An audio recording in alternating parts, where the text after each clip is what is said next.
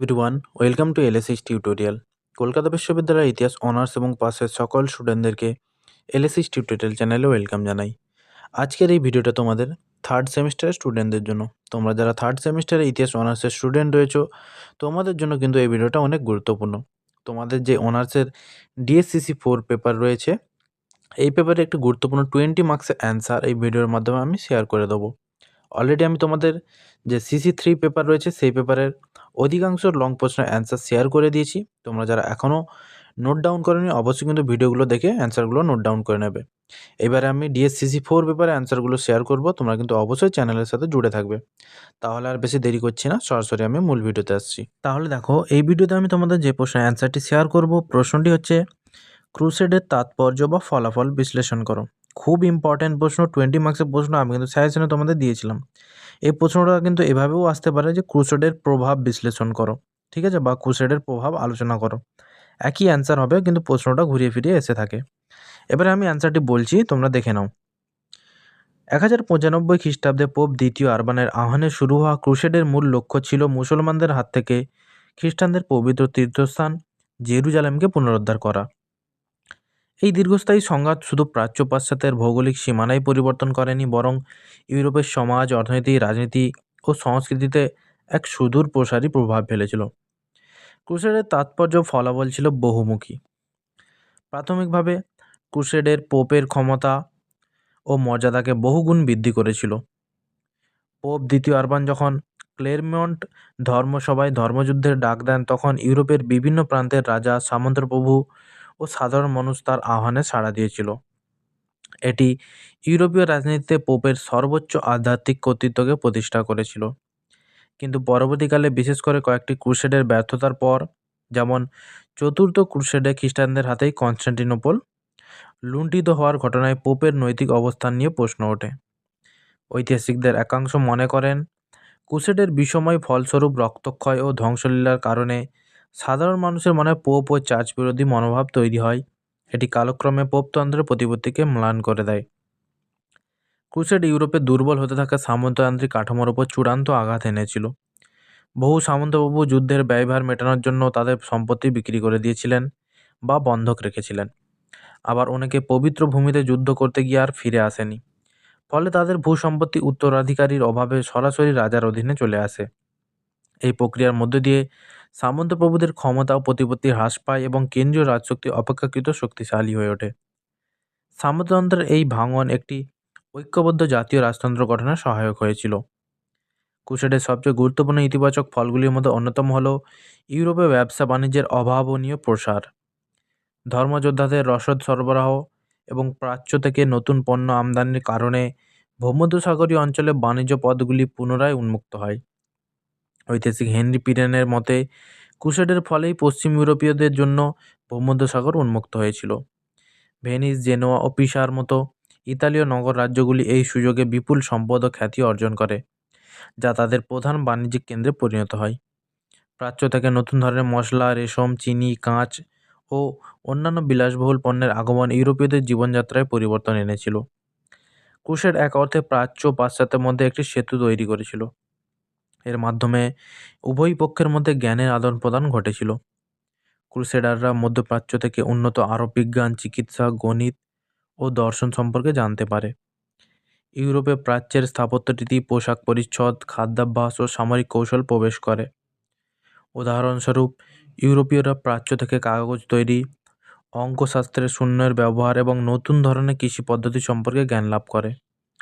এই সাংস্কৃতিক সংমিশ্রণ ইউরোপের নবজাগরণের পথ প্রশস্ত করতে পরোক্ষ ভূমিকা রেখেছিল। ক্রুসেডগুলি ভূমধ্যসাগরের কৌশলগত বাণিজ্যিক গুরুত্ব বহুগুণ বাড়িয়ে দিয়েছিল। যুদ্ধাভিযানের সময় ক্রুসেডাররা সমুদ্রপথে নিয়ে যাওয়ার এবং তাদের জন্য নিত্য প্রয়োজনীয় সরবরাহ নিশ্চিত করার প্রয়োজন ছিল।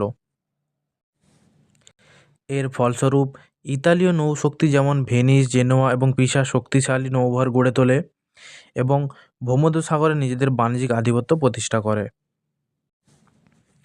এই আধিপত্য ইউরোপের অর্থনীতিকে মধ্যপ্রাচ্য ও বাইজেন্টাইন সাম্রাজ্যের সঙ্গে নিবিড়ভাবে যুক্ত করে। পরবর্তী প্যারা দেখো, ক্রুসেড চলাকালীন ইউরোপীয় সেনাবাহিনী মধ্যপ্রাচ্যের উন্নত সামরিক কৌশল এবং প্রযুক্তির সংস্পর্শে আসে। তারা নতুন দুর্গ নির্মাণশৈলী যেমন সুদৃঢ় পাথরের প্রাচীর এবং টাওয়ার নির্মাণ পদ্ধতি শিখেছিল। সামরিক ক্ষেত্রে অশ্বারোহী বাহিনীর উন্নত ব্যবহার, নতুন ধরনের অস্ত্রশস্ত্র এবং কৌশলগত পরিকল্পনা গ্রহণ করা হয়। এই অভিজ্ঞতা ইউরোপীয় রাজাদের সামরিক শক্তিকে আরও আধুনিক ও কার্যকর করে তুলেছিল। এটি পরবর্তীকালে জাতীয় রাষ্ট্রের সামরিক কাঠামোর ভিত্তি তৈরি করে। ক্রুসেডের প্রভাবে ইউরোপের সামাজিক জীবনেও কিছু উল্লেখযোগ্য পরিবর্তন আসে। অনেক ভূমিদাস বা সার্ফ ক্রুসেডে যোগদানের বিনিময়ে মুক্তি পেয়েছিল, যা তাদের দাসত্বের বন্ধন থেকে বেরিয়ে আসার সুযোগ করে দেয়। অনেক নারী তাদের স্বামীর অনুপস্থিতিতে পরিবারের সম্পত্তি ও ম্যানরের পরিচালনার ভার গ্রহণ করেছিল, যার ফলে সমাজে তাদের মর্যাদা কিছুটা হলেও বৃদ্ধি পেয়েছিল। শহরাঞ্চলে ব্যবসা বাণিজ্যের উন্নতির সঙ্গে সঙ্গে নতুন বণিক ও শ্রমিক শ্রেণীর উত্থান হয়, যা পুরাতন সামাজিক শ্রেণীবিন্যাসকে চ্যালেঞ্জ জানায়। ক্রুসেডের ফলে ইউরোপীয়দের বিশ্ব সম্পর্কে ধারণা আরও প্রসারিত হয়। প্রাচ্যের বিভিন্ন দূরবর্তী অঞ্চলের সঙ্গে পরিচয় হওয়ার ফলে ইউরোপীয়দের মধ্যে ভূগোল এবং অনুসন্ধানের প্রতি তীব্র আগ্রহ জন্মায়।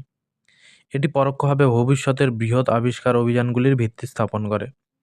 কলম্বাস বা ভাস্কো ডা গামার মতো আবিষ্কারকদের সমুদ্রযাত্রা ক্রুসেডের ফলেই উদ্ভূত বাণিজ্যিক ও ভৌগোলিক কৌতূহলের ফলশ্রুতি ছিল বলে মনে করা হয়।